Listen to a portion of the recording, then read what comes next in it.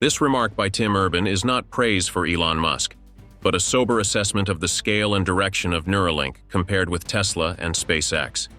If Tesla changes how we move, and SpaceX changes how we access space, then Neuralink is targeting something deeper, the core capabilities that define what it means to be human.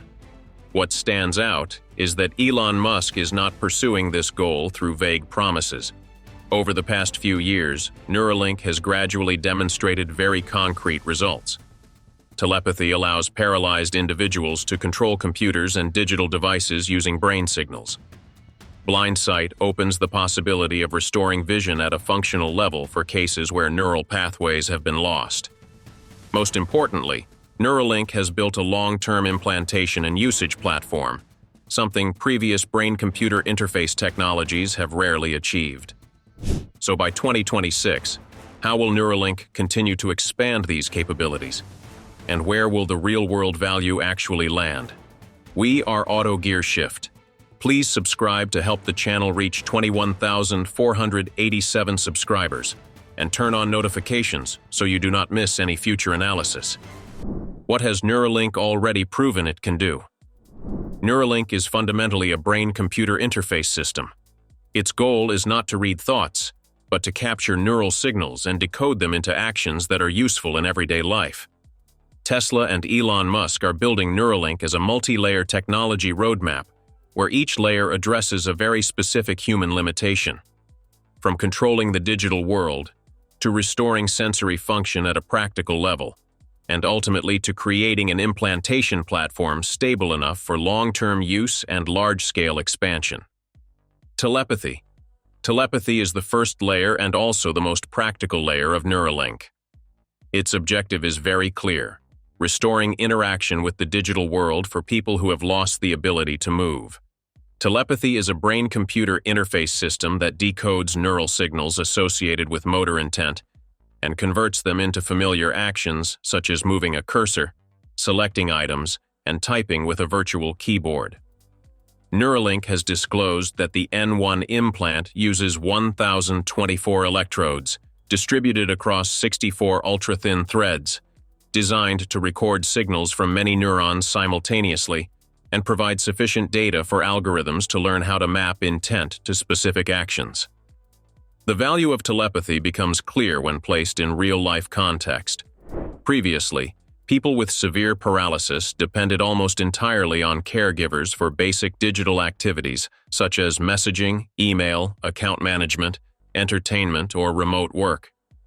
Neuralink's telepathy aims to restore digital autonomy by allowing users to control computers or devices using brain signals alone, without hands or voice. Elon Musk has stated that the first patient was able to move a cursor on a screen purely by thinking, a milestone showing that telepathy has moved beyond concept and into real-world use.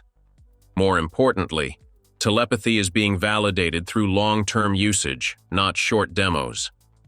As of September 9, 2025, Neuralink reported that 12 people had received implants, with a combined total of approximately 2,000 days of use and over 15,000 hours spent controlling digital tools and some physical devices. In the BCI field, these numbers are especially meaningful because maintaining stable performance over time is far more difficult than simply making it work once. This dataset is precisely what enables Neuralink to continue improving the smoothness and reliability of telepathy. Blind sight. After digital control, the next layer in Neuralink's roadmap is blind sight, which focuses on restoring vision at a functional level. Instead of relying on the eyes and optic nerves, blind sight aims to deliver signals directly into the visual cortex. This is a form of controlled neural stimulation, where stimulation patterns are designed to create perceptions of light, contrast, and basic shapes. Neuralink announced that blind sight received FDA Breakthrough Device designation on September 17, 2024, a program reserved for devices judged to have significant potential advantages over existing treatment options and that receive prioritized development pathways.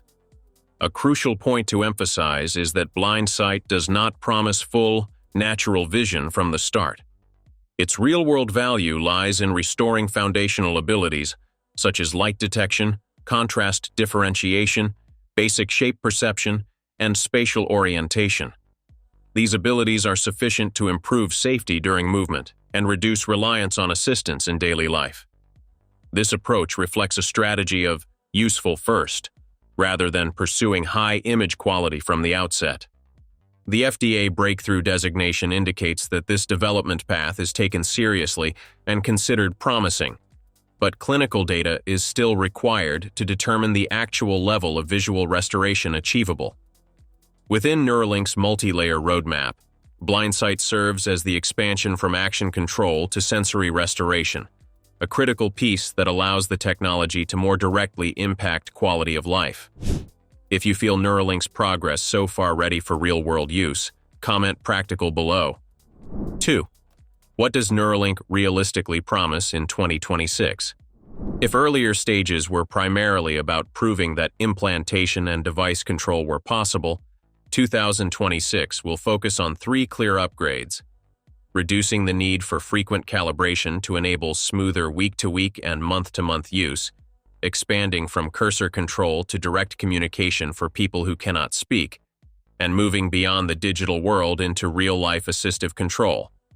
In other words, Neuralink is transitioning from technology demonstrations to a practical assistive system, where value lies in stability, scalability, and the degree to which it helps users live more independently.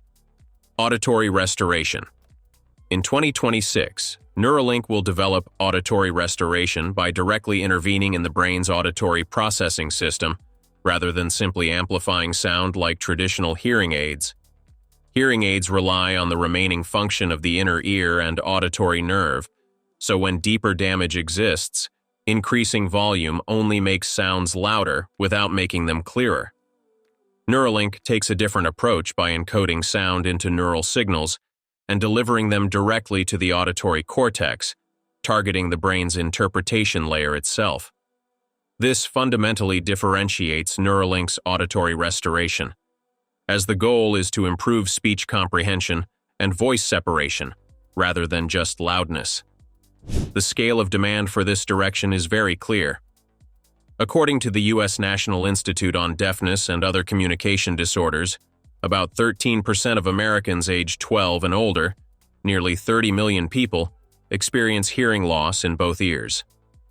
The prevalence rises sharply with age, approximately 10% among ages 55 to 64, 22% among ages 65 to 74, and over 50% among those older than 75. For these age groups, hearing loss affects not only communication, but also safety and overall quality of life. If Neuralink implements auditory restoration in 2026 using a stepwise approach, the most practical milestones will be sound detection, improved speech comprehension in quiet environments, and then gradual improvement in noisy settings. In this way, Neuralink positions auditory restoration as a fundamental upgrade to human hearing, far beyond the role of conventional hearing aids. Speech and communication interface. In 2026, Neuralink also aims to directly decode brain signals related to language intent and convert them into text or synthesized speech.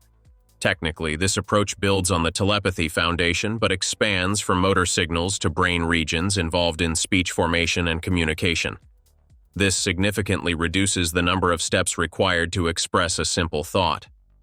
In 2025, the FDA granted breakthrough device designation to Neuralink's device for restoring communication in people with severe speech impairment.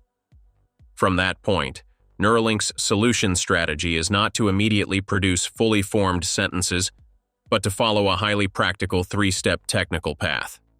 The first step is capturing implant signals and identifying the most stable patterns related to communication intent for each user. The second step is training decoding models to convert those patterns into simple outputs, such as letter selection, word suggestions, or quick response phrases, gradually increasing complexity as stability improves. The third step is optimizing usability by reducing required interactions and recalibration time, allowing the software to adapt automatically over extended use. In the United States alone, the ALS Association estimates that about 30,000 people are living with ALS, with approximately 5,000 new diagnoses each year. Beyond ALS, hundreds of thousands of stroke and neurological injury patients experience severe communication difficulty despite intact cognition. Existing solutions, such as eye tracking, typically achieve speeds of only 5 to 10 words per minute and cause fatigue with prolonged use. If Neuralink in 2026 can raise communication speed to allow short replies, basic messaging, or emergency calls without prolonged visual focus, this would represent a major quality-of-life improvement. Assistive control layer. In 2026, Neuralink will move from screen control to real-life control through the assistive control layer. Neuralink will use the N1 implant to generate stable control signals and connect them to assistive devices such as robotic arms. For paralyzed individuals, the greatest challenge is not messaging or computer use, but performing simple physical actions such as grasping objects, bringing items closer, pressing buttons, or reaching. Neuralink is therefore attempting to convert movement intent into sufficiently stable control commands that allow a robotic arm to replace lost motor function. Which 2026 Neuralink upgrade would make the biggest difference in everyday life? Comment 1 for auditory restoration, 2 for speech and communication, and 3 for assistive control. Neuralink is no longer just an idea about the future. It is a system being built step by step, grounded in real data, real patients, and real limitations. From restoring digital autonomy to rebuilding sensory input and moving toward physical independence, the direction is clear. The real question is no longer whether this technology works, but how far it can scale safely and meaningfully. If you want clear, numbers-driven analysis on where Neuralink truly goes next, subscribe to AutoGearshift and stay with us as this story continues to unfold.